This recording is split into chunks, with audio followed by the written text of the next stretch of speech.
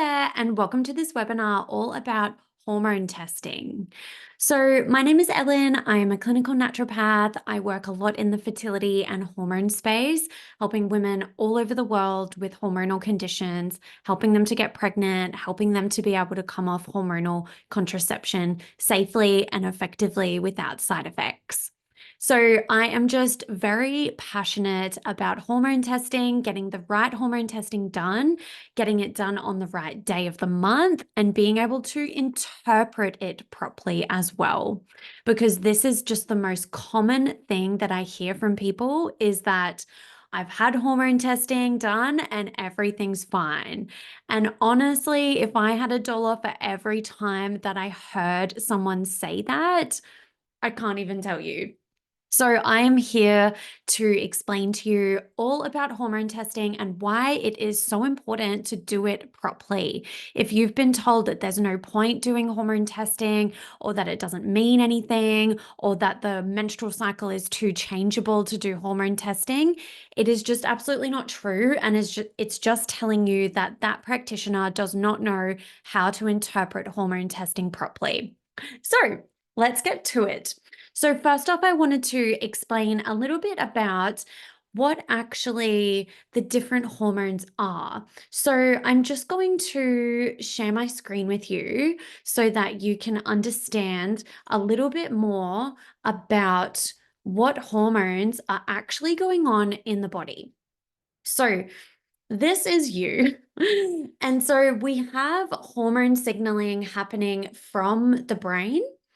Our brain sends messages to the thyroid, to the adrenal glands, to the ovaries, but they're all talking to one another back and forth as well. Ovaries send messages to adrenals, ovaries send the message to thyroid, thyroid talks to adrenals, talks to ovaries. You get the point. So there is not just one hormone that lives in the body by itself, just chilling by itself. Everyone's talking to everyone. It is so important that we understand the connection and how hormones can affect one another. So let's keep going. We need to first off look at the thyroid. So, the most common hormone tested when the thyroid is being investigated is your TSH. But TSH is just the messenger that talks from the brain to the thyroid gland. It's not actually a thyroid hormone, it is a messenger hormone. So, the thyroid gland actually makes hormones like your T4 and your T3. But we actually need all of these nutrients to be able to make these thyroid hormones. So, if you have had your TSH tested and you've been told your thyroid is fine, but nothing else has been done, it's just not in depth enough. If you have all of the symptoms to do with thyroid imbalance and it just screams out to you, there's something going on. If you just have a feeling that it could be your thyroid, but you've only had your TSH checked, I would really, really recommend that you get this looked into more and definitely get a lot of these nutrients tested, especially your iodine, especially your iron, and especially your selenium and zinc. Really, really important to get these checked. So, when we're thinking about the thyroid gland, this is a lot to do with our energy, our metabolism, our sleep, our core body temperature. So, if any of those symptoms are screaming out at you, if you have a family history of thyroid issues, it's really important to get this checked because actually, what happens is that your TSH is actually the last marker that will go out of balance after your T3 and T4, and even thyroid antibodies if there is autoimmune history going on for you. So it really is important to get this checked properly. But let's keep moving on. So, next, I'm going to go over your menstrual cycle and when and how and why these are always really important to get checked. So, it's very common to hear that people have had these types of hormones checked and everything's fine.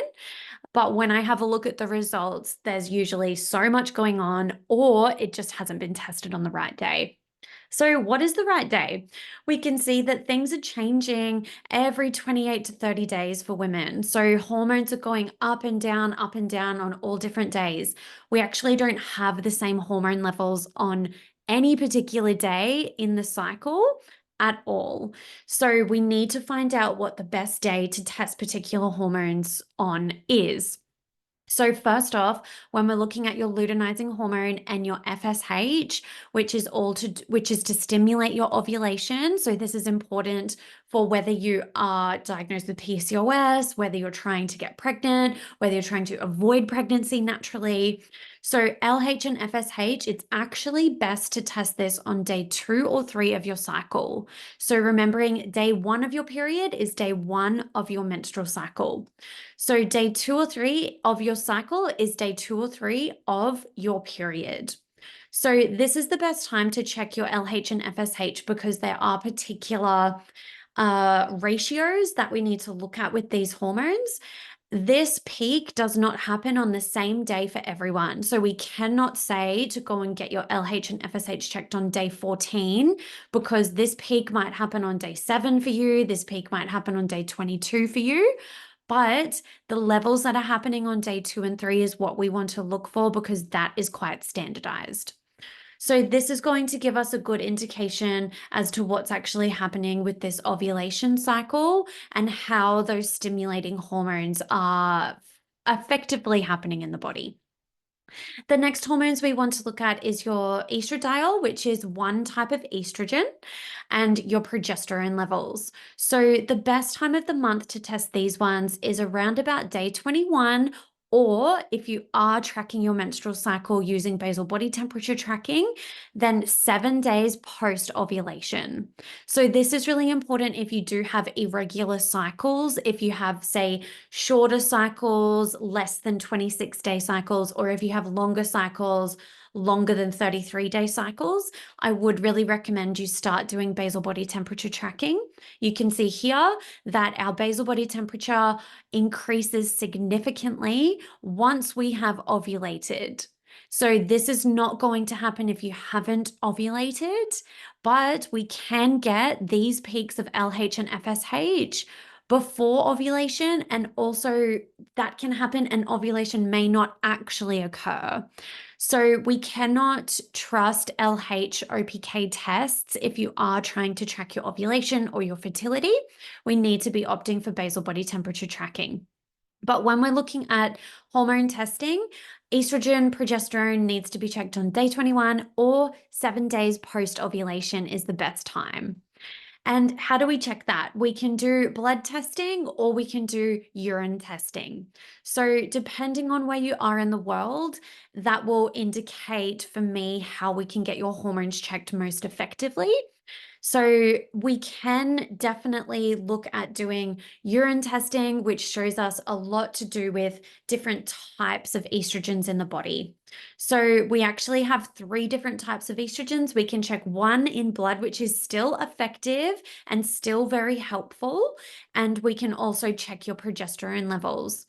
So we can check estrogen, progesterone, testosterone, which is all really important. Testosterone, it doesn't matter too much on the particular day that you're testing.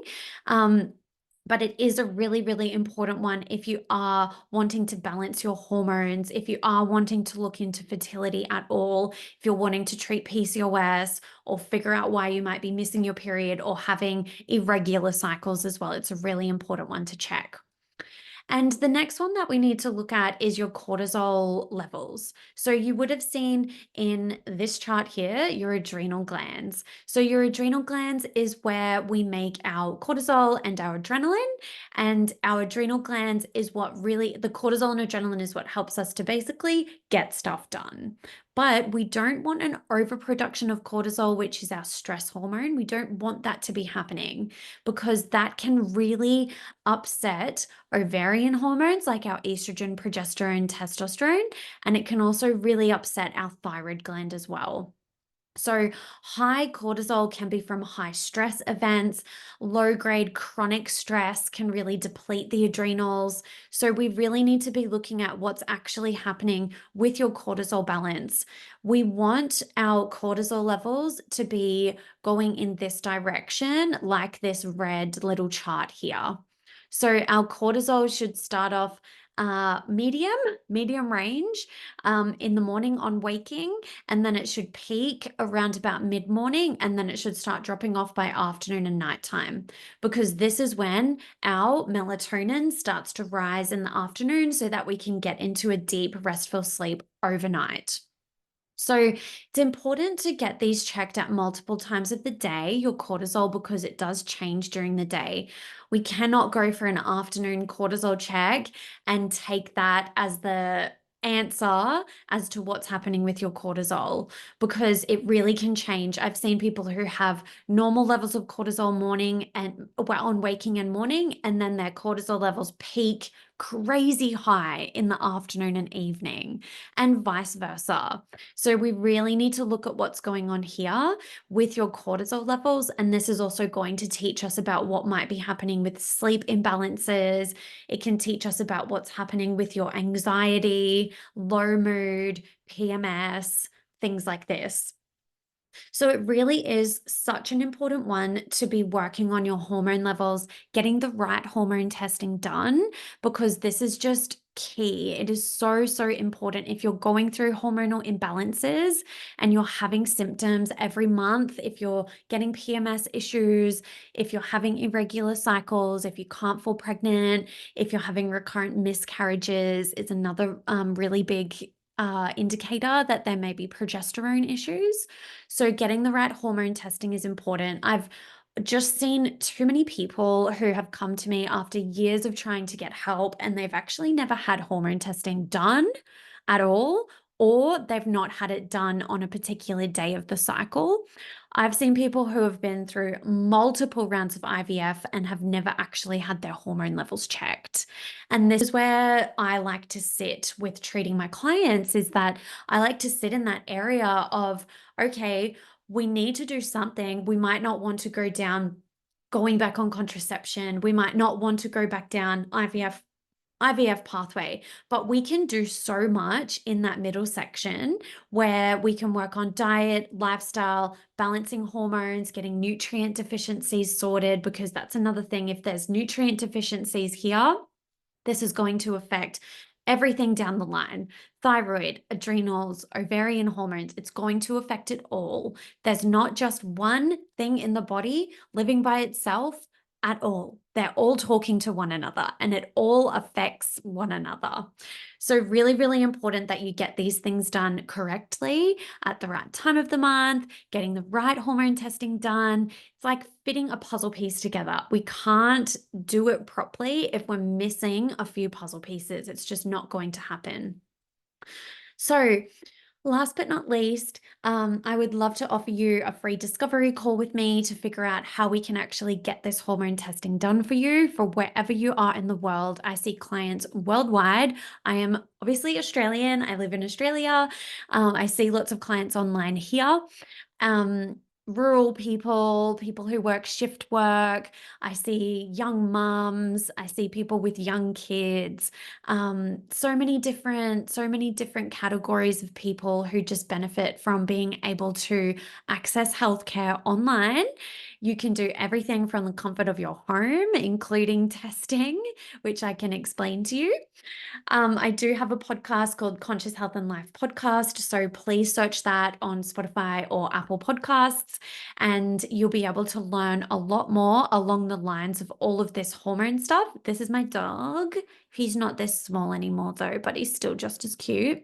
So scan this QR code, book in a session with me on Zoom, and I really look forward to helping you manage your hormones and get things sorted with your hormone testing, no matter where you are in the world. Have a great day.